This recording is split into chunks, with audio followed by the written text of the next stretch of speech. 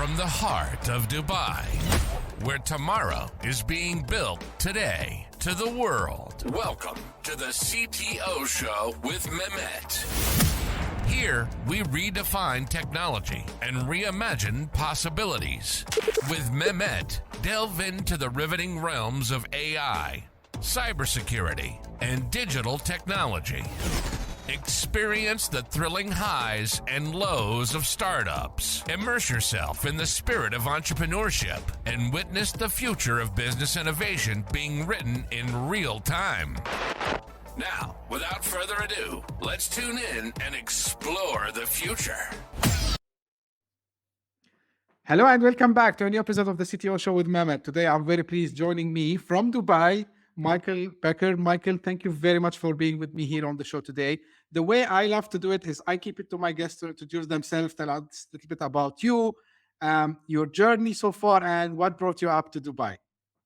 Yeah, thank you so much. Happy to be here. So, 10-year marketing technology veteran, have worked as part of content and marketing functions for several startups as well as several enterprises back in the States, have also partnered with CTOs and IT across those enterprises. So for your audience of technologists, I'm sure we will get into a little bit of that. As Mehmet had mentioned, I'm here in Dubai now for Antler's Accelerator Cohort. Very excited and honored to be a part of that for my startup, which I began working on about 5 or 6 months ago.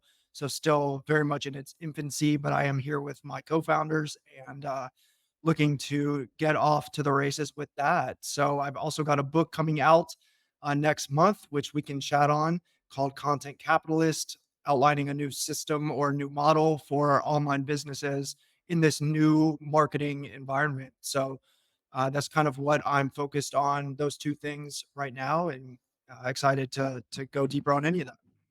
Absolutely. And, I'm always happy, Michael, to host in my podcast that is called the CTO Show, but I'm a big believer that, technology should touch on everything, including sales, marketing, and all this stuff. Now, I want to start a little bit to talk about the book, actually, because it's something, the topic is close also to my heart because I'm into that domain also as well. So the content capitalist, right?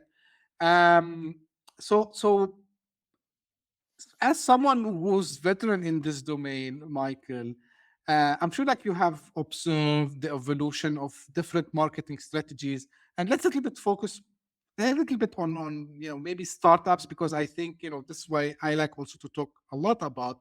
So how have you seen this transition from traditional sales and marketing techniques to more content-centric model that you will advocate in the book?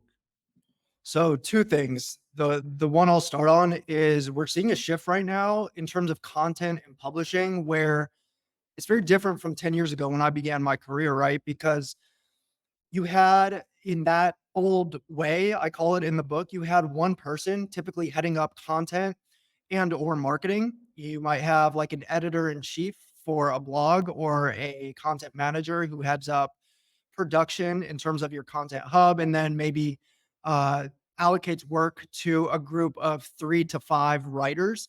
The marketing function may just be an extension of that, where you might have like a CMO or a VP of marketing who runs the show, and then they delineate further into the functions that roll up to them, or the team members, which do as well. And the constraint there is actually twofold. You're only exposed in terms of the insight, the knowledge, and the content that you can produce to the knowledge base of your actual team. And there's bias there, right? And there's limitation in terms of what you're able to cover and the depth and the extent to which you're actually able to present the insight that's required in order to connect with your audience in a meaningful way. Because let's be real, as marketers and as technologists, the people that we're typically trying to reach out to, their baseline level is not 101.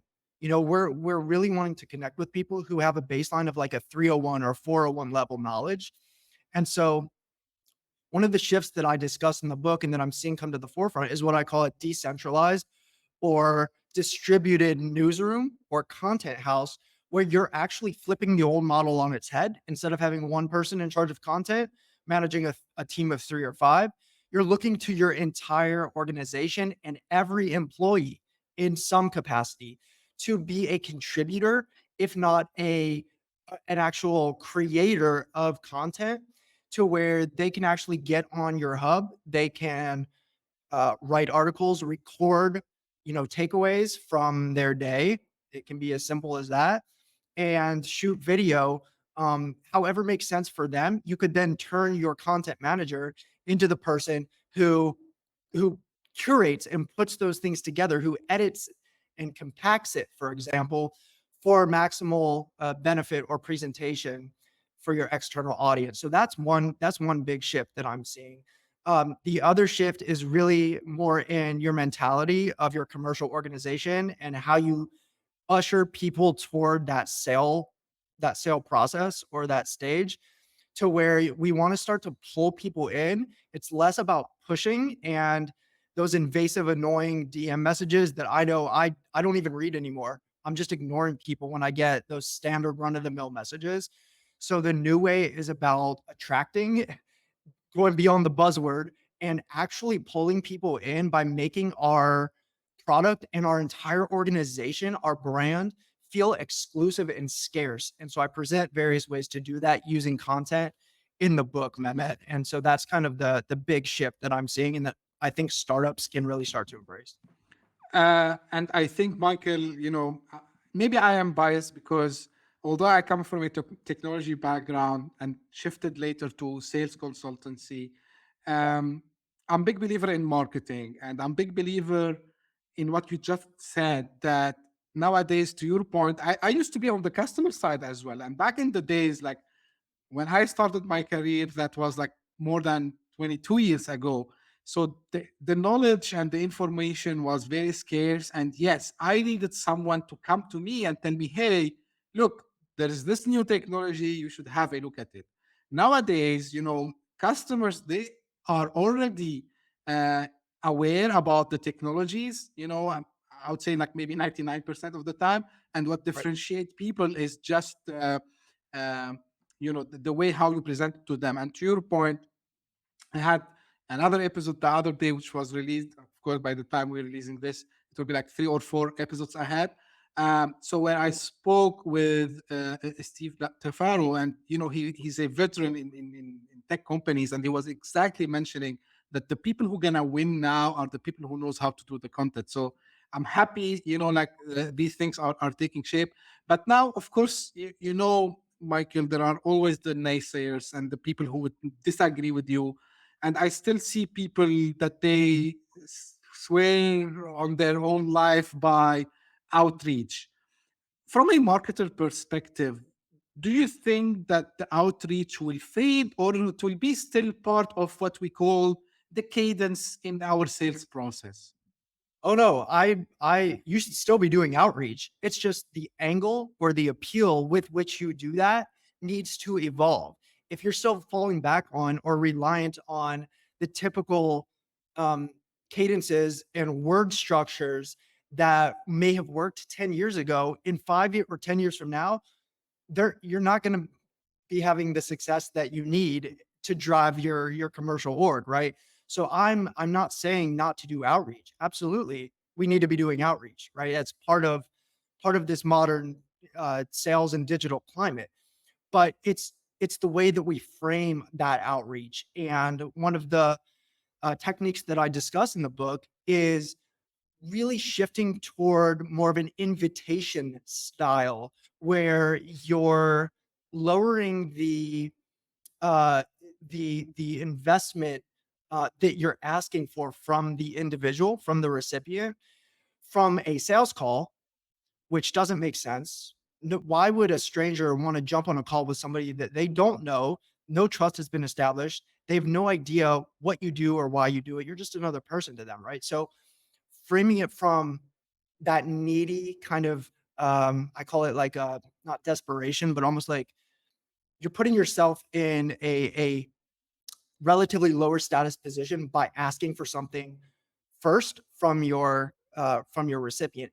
When we can flip that on its head and invite them to a high status, uh, high leverage content community, for example, where we can continue to nurture them over time in a much more personalized way, especially a community that has a high volume of people who are in it, that completely shifts that dynamic on its head. So that's one strategy that I discuss at length in the book. There are other ways to sort of frame this and to approach it so that it's different from what people are used to. I talk about using self-recorded videos, so holding your phone, just recording yourself sharing a message with somebody surrounded by or accompanied by text or a selfie picture to add that human element, right? Against the backdrop of so much automation and roboticism that we're now seeing flood the market, injecting that humanity into your outreach will go a long way to opening the dialogue, which is all that you're trying to do with outreach. Is just open that dialogue and show that you are a real person. Absolutely. Now, one thing that a founder, or even we're talking about like maybe a scale up, with founders from pure technical background, Michael, they might tell you, hey, like, yeah, we got it. We know that we need to do this, but we've never done like marketing before. We've never done content creation before. So Right. if you can shed some light on some strategies of some maybe action that they can start to take so they can build the momentum. Of course they will not become like kind of rock star from day one, and I know this from myself also as well, but I'm sure like you have some techniques for especially people who come from tech backgrounds to build the momentum.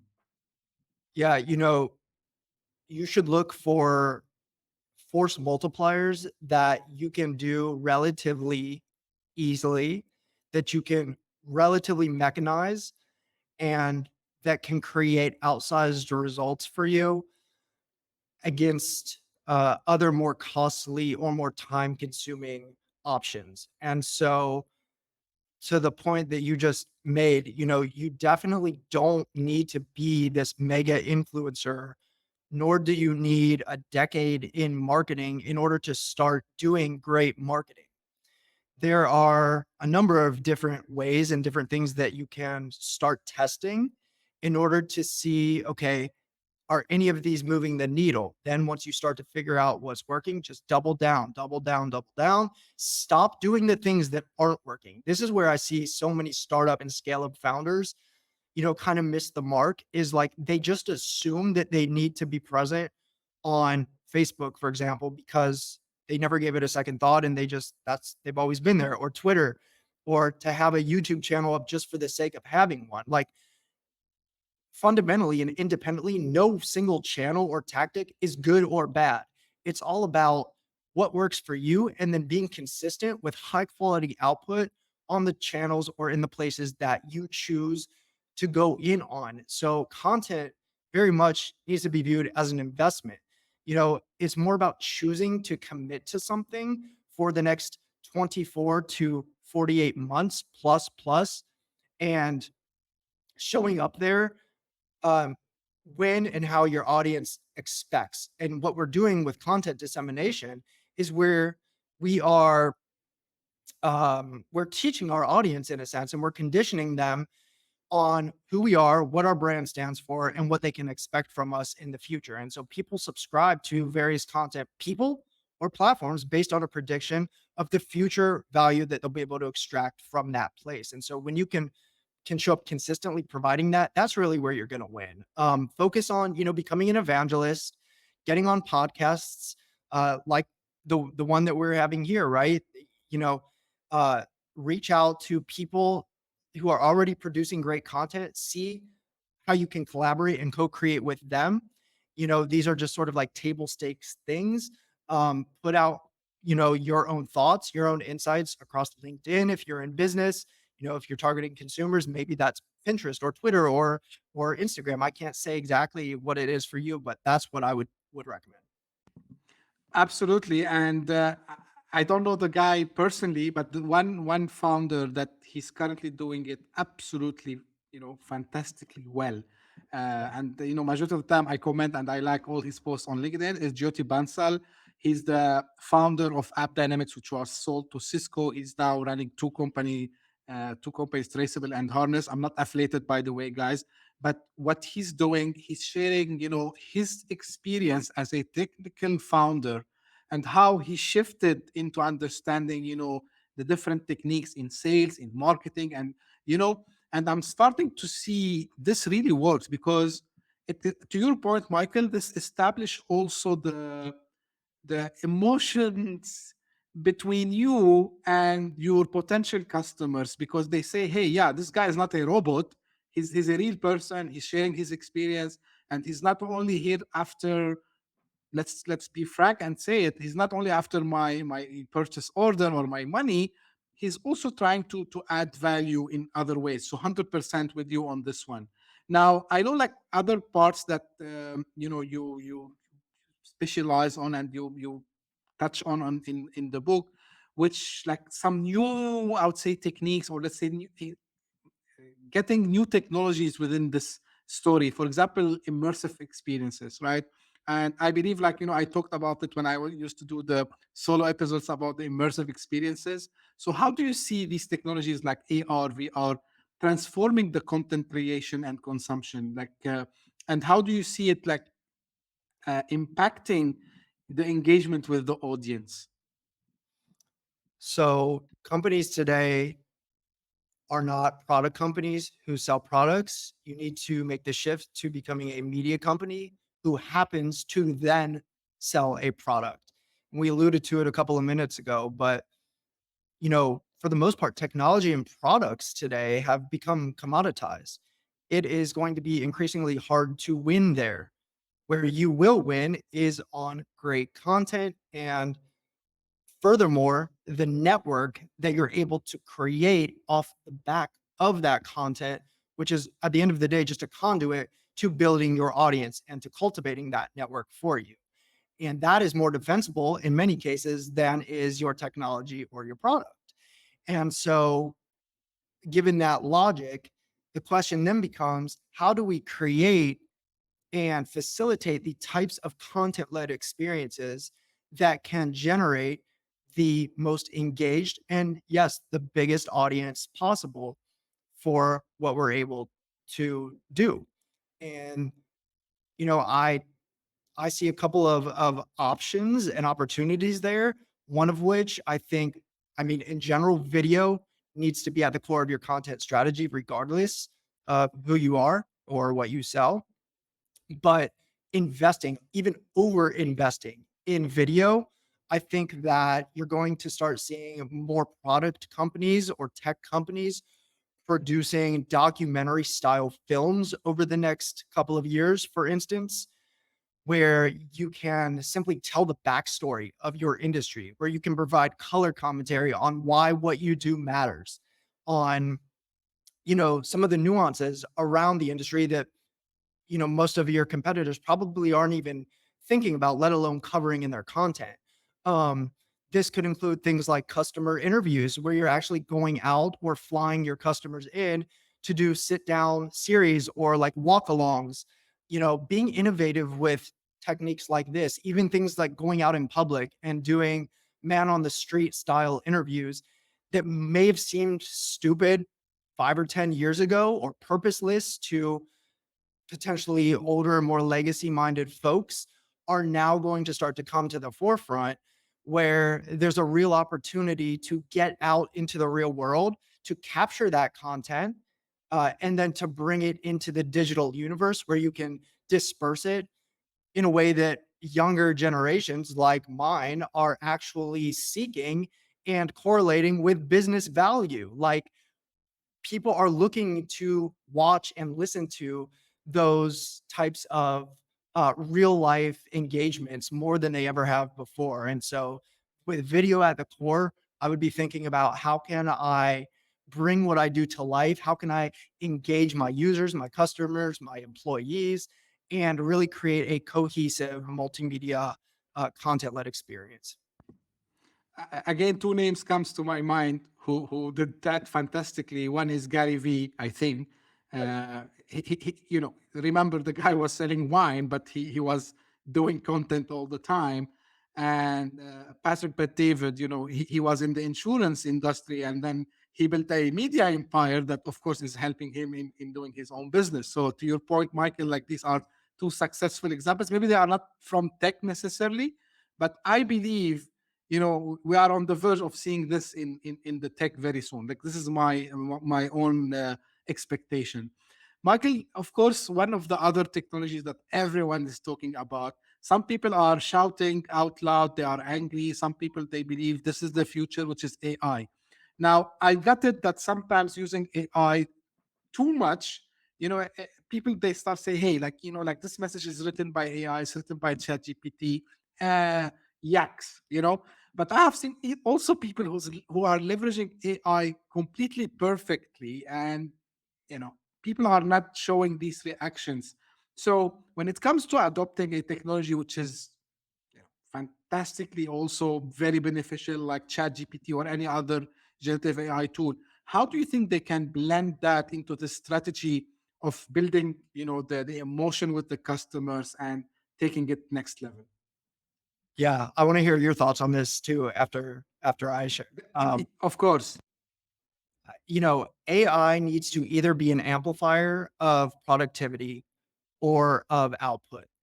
If you can't correlate your AI tech with either of those two things, it's probably not being used correctly, or it's probably too early to be adopting for the use case that you're looking at.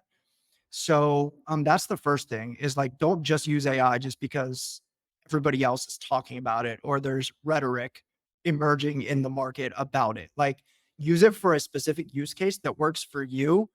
And if it doesn't work, it's not like a law that you need to be using AI, right? But with that said, there are a couple of interesting use cases that I'm really excited about and that I'm experimenting with as we speak for AI.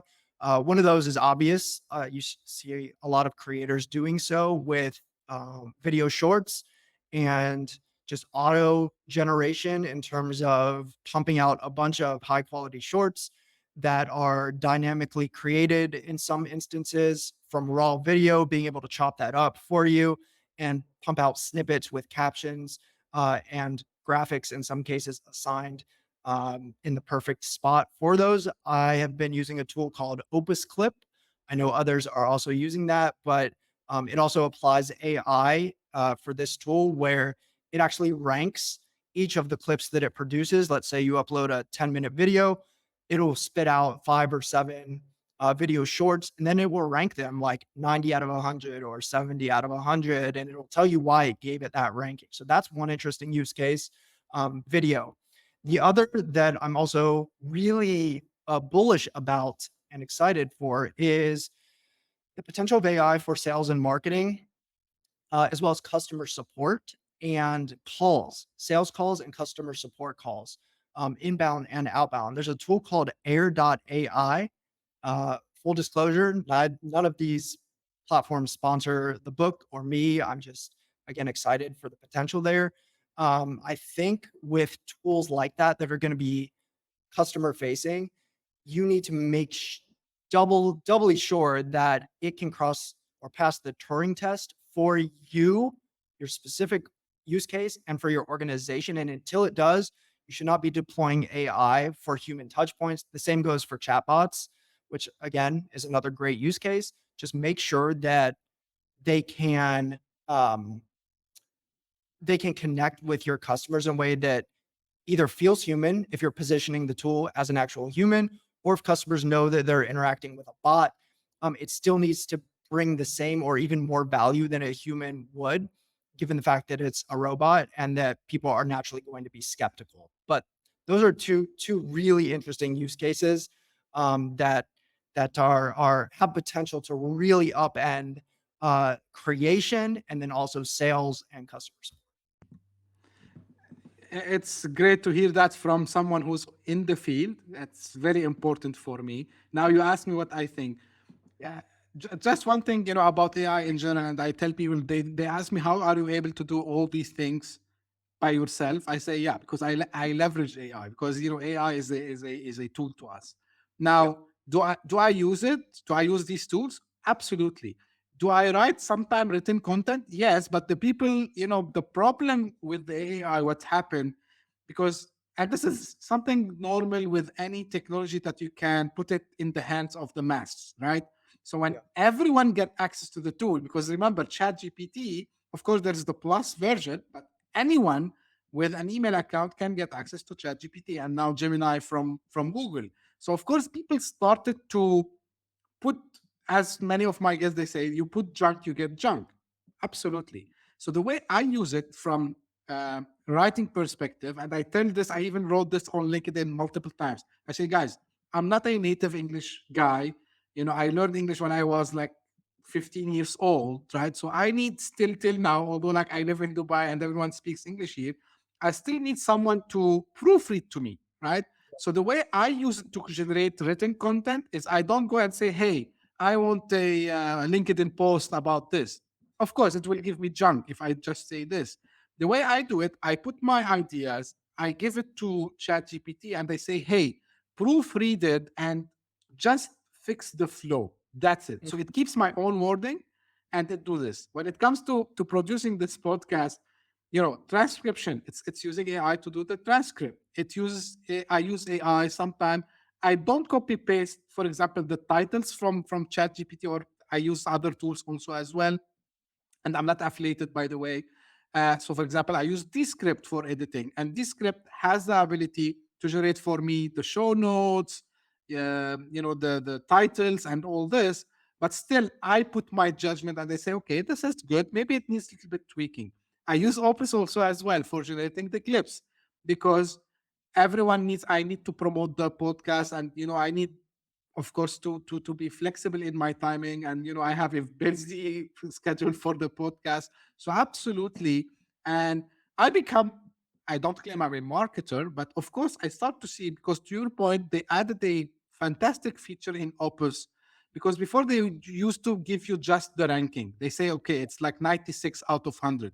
Now they show you have a good hook, it has a good flow, and it has something which is trending currently. So absolutely, it's a fantastic tool, and I'm very excited as well about AI in sales and marketing. And I liked what you said, Michael, about the human touch, because we need to do the human touch. And this is why from time to time, of course, I have the podcast, but sometimes still till now, I record myself on video and I post on LinkedIn, because LinkedIn is my main. I don't do anything else. I have Twitter X.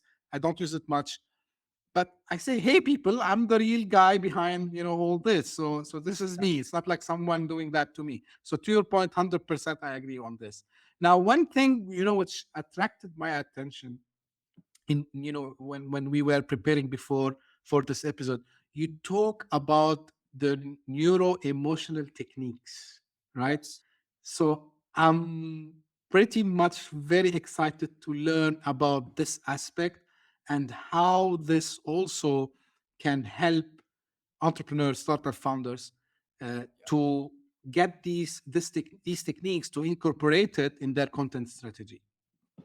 Yeah, and that ties nicely to what we were just discussing with AI, because I was going to say as well, if you're looking to protect yourself against AI sort of overtaking your space or even your role, um, you need to start looking to spaces and use cases that AI actually cannot take from you.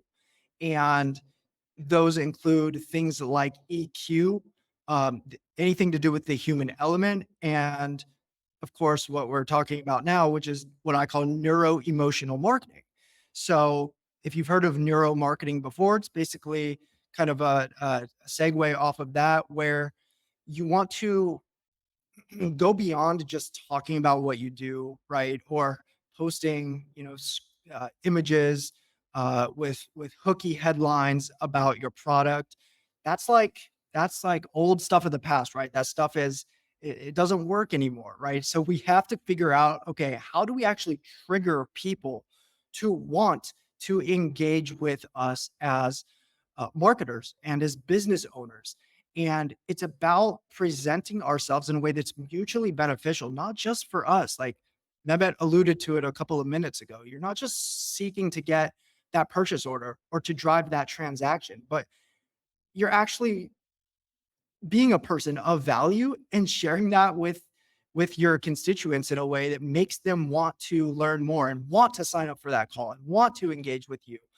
There are a couple of interesting tactics that I share in the book as well around this. So things like FOMO, fear of missing out, exclusivity, scarcity, shifting into a high status energy by the way you portray yourself, and just in building your own personal brand online to position yourself to have the slight polarity edge in that dynamic that exists and will always exist between a company and a customer. Uh, I also talk about it with like from a tactical approach in terms of, something as simple as driving subscriptions on your website and the way that you use your email forms. If you want to get really into the weeds on this, things like exit intent overlays, using social proof on your call to actions, um, things like testimonials and showcasing social proof in the right ways, above the fold on web pages, all techniques like this that allow you to not just to hook people, but to position yourself as having something that they need. When the dynamic is flipped, when you need something that your customer has, that's a very unattractive and inherently pushy power balance. So neuro-emotional marketing is really about flipping that on its head and stepping into the power position by sort of guarding, in a sense, what you have, not just your insights and your content, but your product, and making access a little bit hard to come by. So that's really what neuro-emotional marketing is about.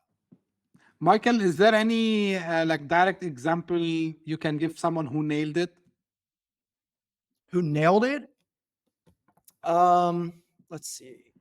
It doesn't have to be a company. It could be, because I know like you have worked with also solopreneurs as well. Like anyone that comes to your mind? Yeah, there's a lot of like solo creators and mostly honestly like influencers out there that are using a lot of these techniques that I think businesses can and should start to adopt more, particularly AEs and BDRs who are actually on the front lines doing that outreach. Look, I mean, I love what guys like um, Andrew Tate are doing. And, you can love him, you can hate him, but he's a brilliant marketer. And he's leveraging several techniques in more of a subtle way to command that attention, but more so to drive signups for his program called Hustlers University. I allude to it in the book. He has affiliates working for him. He,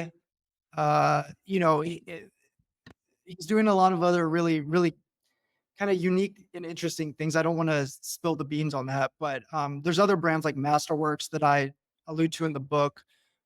There's a virtual assistant company who uses a really interesting client intake form that separates the questionnaire from the call setup. So it's just little things like this that you can integrate, and they can have a big difference. Absolutely. And as you can see, I'm very much interested in knowing these things, because I believe the future is content and personal brands. Of course, we're gonna still have companies, startups, all this, but to your point that you mentioned before, you need your team also to be a part of the engine, pistons that is pushing towards having this traction for you, because you cannot rely, as you said at the beginning, on one person or one department to do this. You need everyone to be.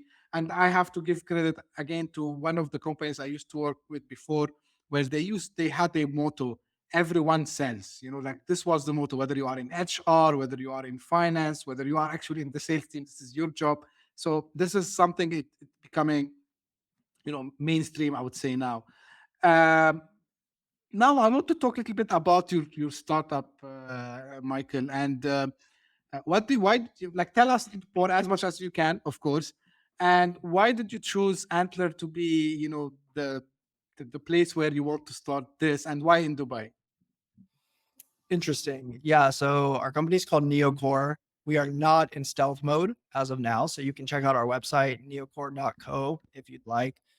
We are in a frontier market and we're developing, I'll call it a non-invasive brain computer interface, but really earbuds that can pick up and leverage your brainwave activity to then help to guide your entire content and digital experience on your device.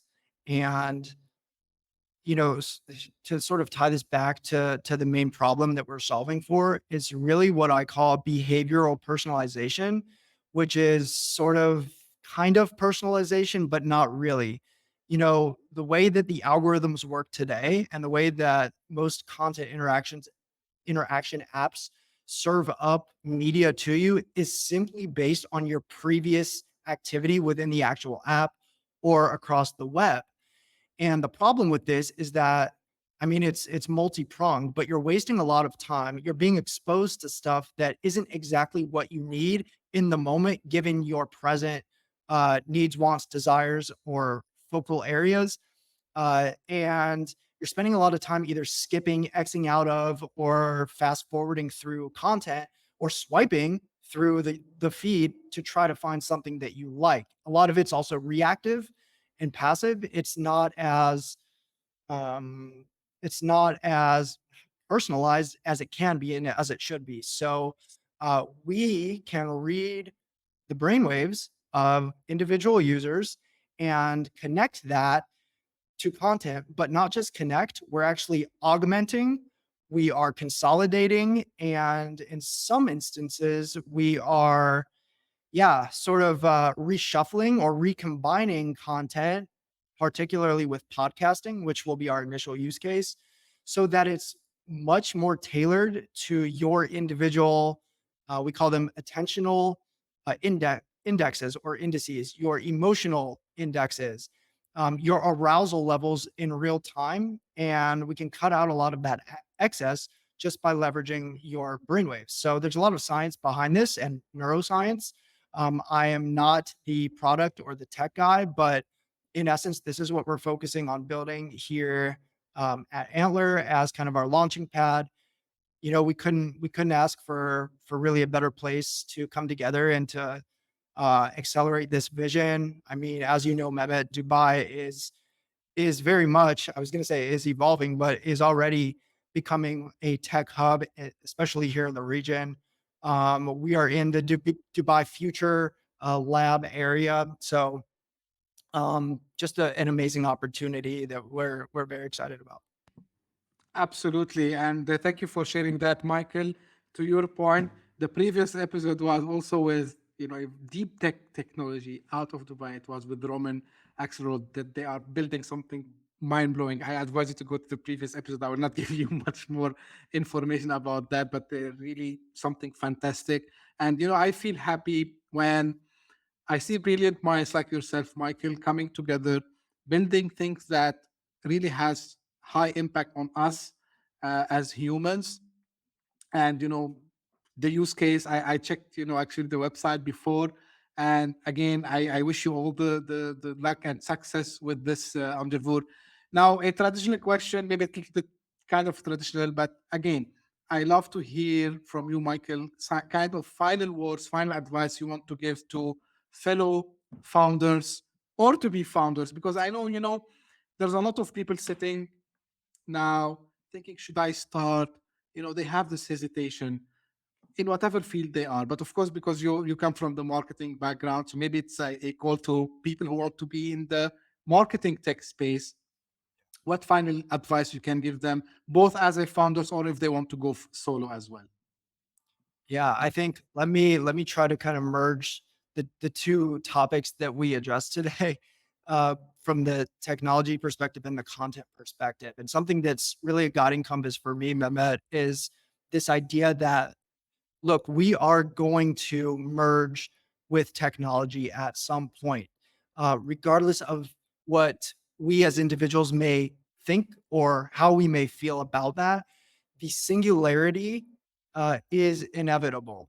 And that was something that I didn't want to accept for several years after I had what I call my own personal awakening, like back in 2018.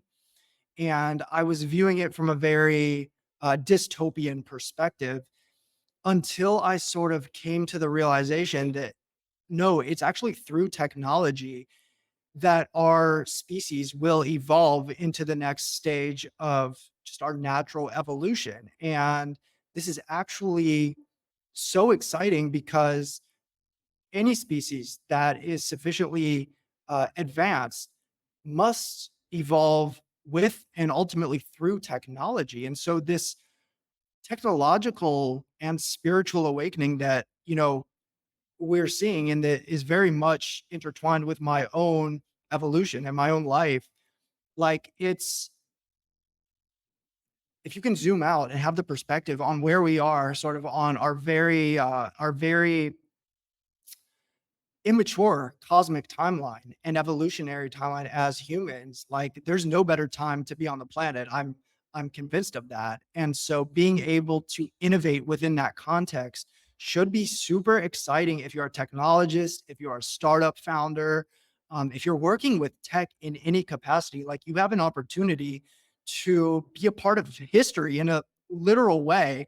And even if you're not developing like a high tech product or if you're not in a deep tech, industry or business, you're still probably able to leverage technology to amplify and to scale what you are doing. And so then the burden falls on us as creators and as business owners to sort of be conscious purveyors of benevolence and to do it in a good way. And I think it rests on our generation to sort of pioneer this shift that I was just talking about in as positive a way as possible by caring for the planet, for people, for our product, and actually like deploying our programs, our products, our offers in the best way possible for everyone.